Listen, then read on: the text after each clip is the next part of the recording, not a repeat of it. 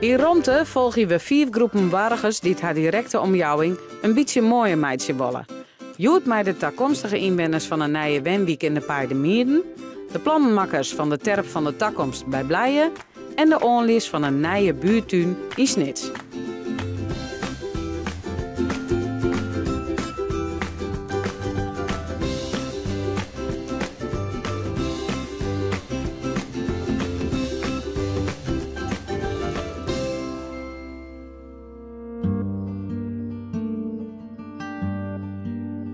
In de Pijn is de eerste sneeuw van de winter vallen.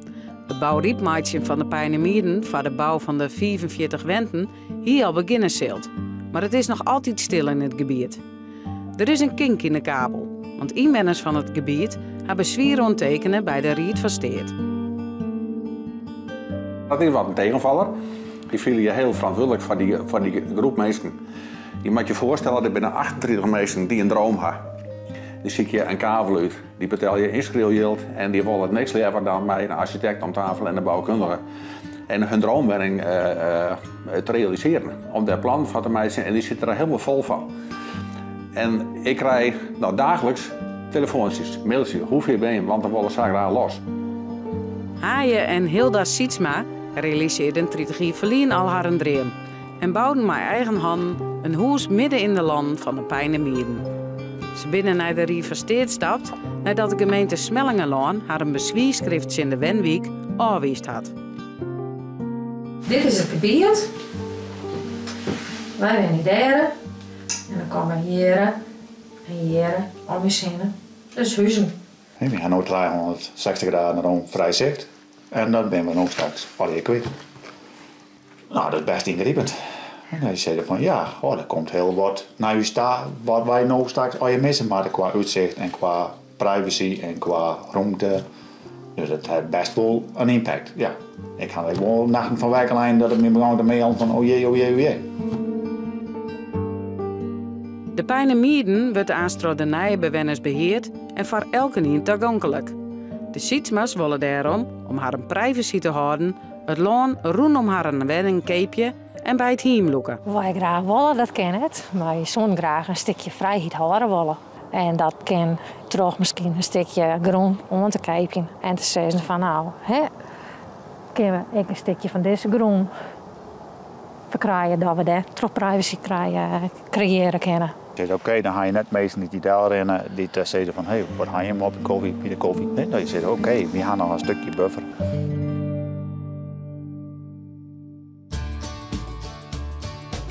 Joet moet in Blijen speakers met koppen slaan worden.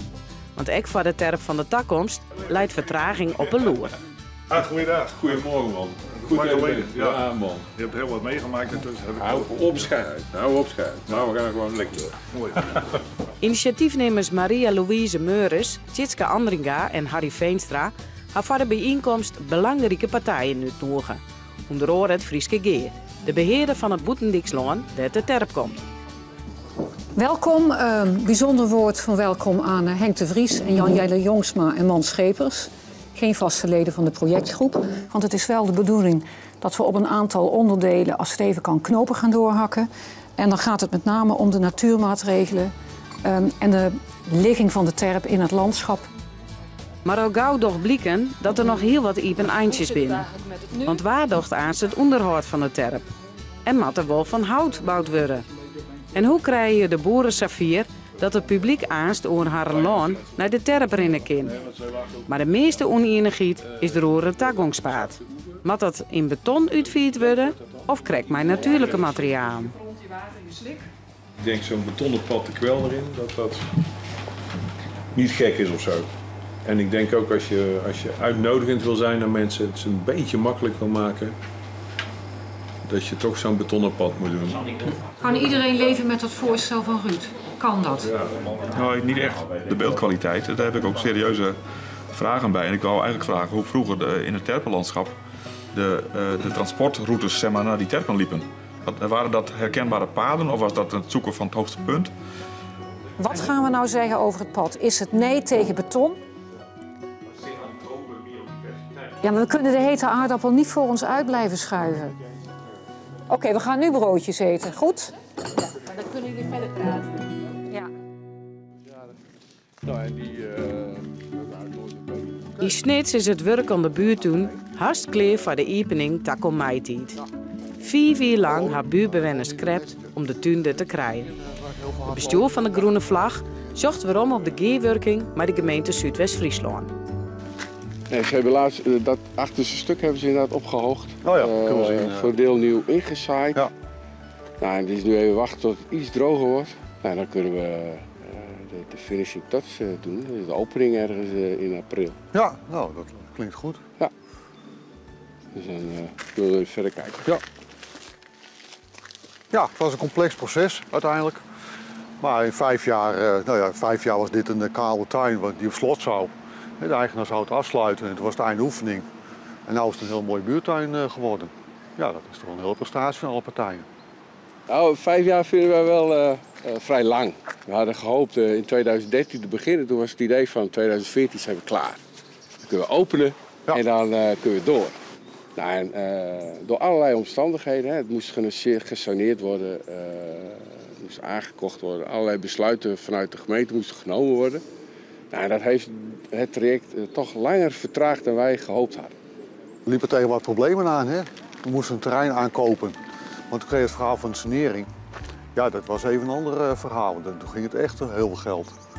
Ja, en dan moet je intern toch een heel proces door met collega's en bestuurders van wat willen we en hoe ver willen we gaan. Het is in de woonwijk, dus duidelijk was dat er wat moest gebeuren. Maar goed, het gaat wel om een €250.000 uiteindelijk. Ja, dat is een keuze die je als gemeente gaat maken. Hè. Die kun je ergens anders voor gebruiken. Wegen, dorpshuizen, sportverenigingen. Dus het zijn complexe afwegingen. Voor de nieuwe bewoners van de Pijnenmierden ieder jaar een kriesborrel organiseren bij de plaatselijke kachelwinkel. Om bij te praten over de laatste ontwikkelingen en voort ik wat meer te weten te komen over de laatste trends in Kachelaan. Ik ben heel benieuwd hoeveel er komen van de buurt. Ja, ik en er iets van mij krijgen? daar komt alweer in hoor. Hoi. Maar ja, het is nog niet helemaal zoals we het willen, hè? Nee, hè? Het is echt op de laatste loodjes zijn zwaar, hoor. Ja. Vandaag ook weer. Ja. Dat denk ik. Want ik dacht echt, oprecht, ik krijg vandaag een telefoontje. Ik had even 2 keer gebeld. Ja. Ik krijg echt een telefoontje van we zijn eruit en... Ja, ik had het ook een beetje gehoopt wel. Tierge welkom alweer op deze bijzondere joen. Waar wij het hier 2000 uitzwaaien en het nieuwe 2018 verwelkomen. En wij willen natuurlijk ook de gastheer van vanavond, dus meneer Keertsma, bedanken dat we hier even bij zijn. Even de laatste stand van zaken, want een groot aantal van jullie wil heel graag weten wat is nou de stand van zaken bij de Pijnenmierden, wanneer kennen we los en hoe ligt het dat? Er is op dit moment nog geen overeenstemming over het laatste bezwaar wat er nog leidt. Dat is helaas, we hier heel graag de vlag uithangen wilt. Dat we hier het Cesar komen, een mooi bericht van jongens, we kennen terug. En je kan de vergunningen overregen en bouwritmeester kan starten. Dat is helaas nog net het geval. Maar uiteindelijk, we horen vol. Dus ja, dat is eigenlijk wat ik nou zeggen wil. Van Joert is het thema open haarden, dat is vuur en dat is vlammen en dat is mooi. Het is zeker heel actueel, omdat er sinds het tijd zeker over de uitstoot, fijnstof en dergelijke. Er zijn hapjes en drankjes, neemt eet, zo ik ga zeggen. En als we elkaar net weer zeggen, alvast een heel goed uiteindelijk, goede feestdagen. En volgend jaar dan weer bouwen.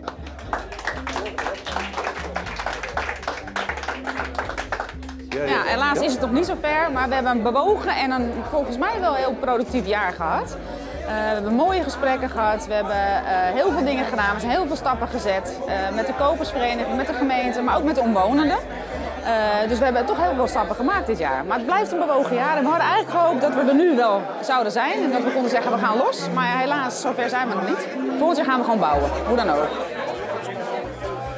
Nieuwe weekend zullen we onder oren als er een oplossing komt voor het skeel in de Pijnenmierden. Vertelt amateurhistoricus Pieter de Jong van Orde Bekeep hoe zijn bijzondere vindst in het Molenbos en inspecteren ze in Blijen de locatie dat de terp van de toekomst komt. Wat vinden jou van jouw eigen omjouwing? Jouw mening en praat mij op ronte.tv.